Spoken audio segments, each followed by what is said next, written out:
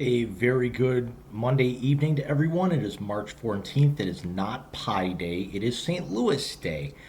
So much love to my Blues and also much love to my Cardinals, who ironically enough are now in spring training, and we have baseball exhibition games this Friday. The thing is that most of the country is going to be paying attention to March Madness, which is actually going to be our topic today. And no, before any of you ask, I did not lose a fight with a weed whacker. I lost a fight with my Edwin Jagger 316. So it's so hence the cut on my face.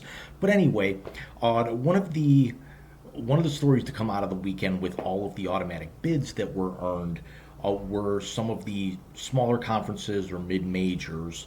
And this Saturday night was no exception, as in Cleveland was the annual Mid American Conference tournament, and this just so happened to be setting up perfectly if you're any type of fan of college sports in this neck of the woods, the Ohio, Pennsylvania, New York, Kentucky, Indiana, Michigan area.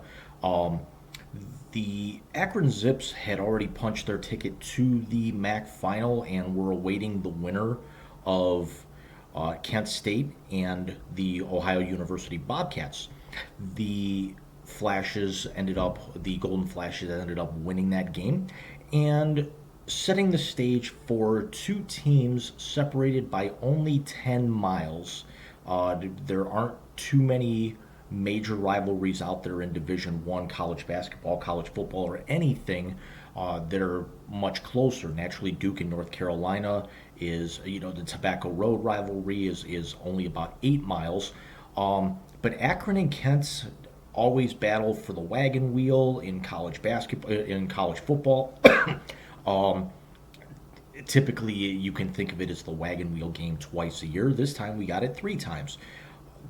In the aftermath of their win to get to the finals, four Kent State Golden Flash players proceeded to go in the locker room, and one of them whipped out their phone and proceeded to take a video that ended up on Snapchat. And those four players were Cleron Hornbeak, Julius Rollins, DJ Johnson, and starting guard Malik Jacobs. All four were actually suspended for that championship game. The fact of the matter is, Johnson was suspended indefinitely. All four were suspended by the Mid American Conference themselves, not Kent State University. The problem with giving your rival bulletin board material is you never want it to come back and bite you in the ass. Remember, just 2 years ago when um, I can't remember if it was Juju Smith-Schuster or another one of the Pittsburgh Steelers receivers, just days before their playoff game against the Cleveland Browns, said the Browns is the Browns. Local sporting goods stores in the Cleveland area had shirts made of that, and then the Browns proceeded to go out and score 28 points in the first quarter and left Ben Roethlisberger crying on the sideline. Um, you you don't we actually saw earlier this week that Ben Simmons returned back to Philadelphia after a very messy divorce, and the Sixers beat the Brooklyn Nets. We saw in the NHL a very messy parting between Jack Eichel and the Buffalo Sabres that resulted in a trade earlier this year. And not only did the Sabres win the game 3-1, the two players that Eichel was traded for that weren't draft picks, Peyton Krebs and Alex Tuck, both end up scoring goals in that game. And ironically enough, to add salt into the wound a little bit more, um, Alex Tuck ended up stripping Jack Eichel of the puck with the empty net with about 20 seconds to go to score the final marker in that 3-1 win. And then Eichel proceeds to throw the fans of Buffalo under the bus in the post game, claiming that's the loudest he'd ever heard the building in his 7 years playing within the Sabre organization prior to the trade, as he actually didn't play at all this year.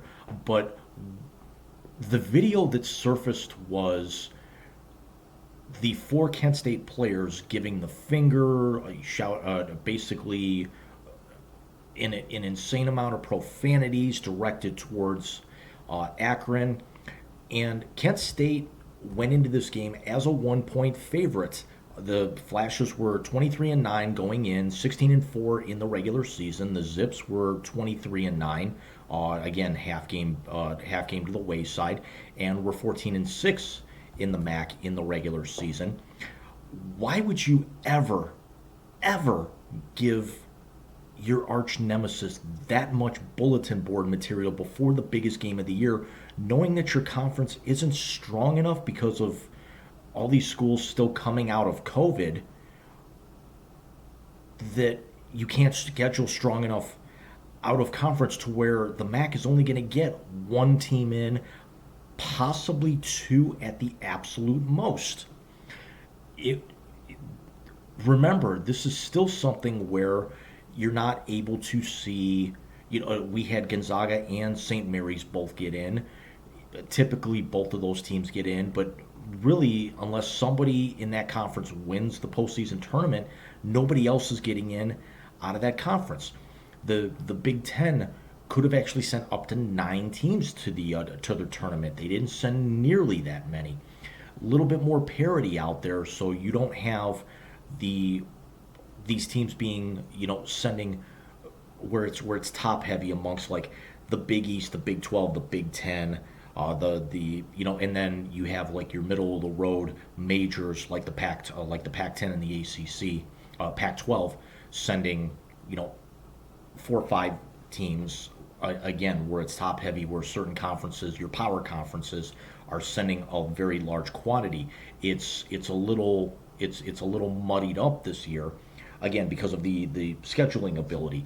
But why Kent State would actually end up doing that to where it gets one of your starting backcourt players suspended, and Akron goes out and proceeds to absolutely stomp Kent State 75-55.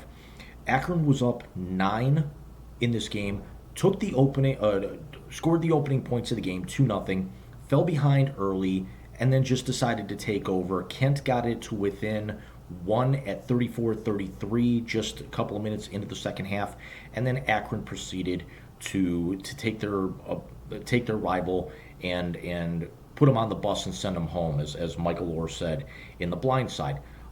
It was time for them to go home. Kent State is now on to the NIT tournament, whereas Akron draws a 13 seed against against a defending regional winner and Final Four team last year in UCLA, who people remember is still returning a lot of players from a team that needed a 55-foot buzzer beater to lose to Gonzaga in the national semifinal last year, or who knows what they could have actually done against Baylor running as Cinderella in the championship game.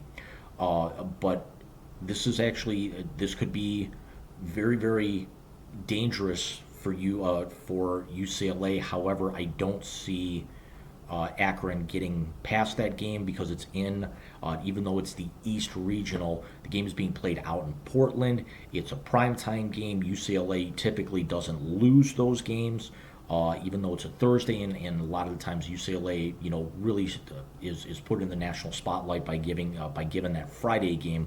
So this way, most of the country can kind of stay up and watch it without having to worry about getting up for work the next morning.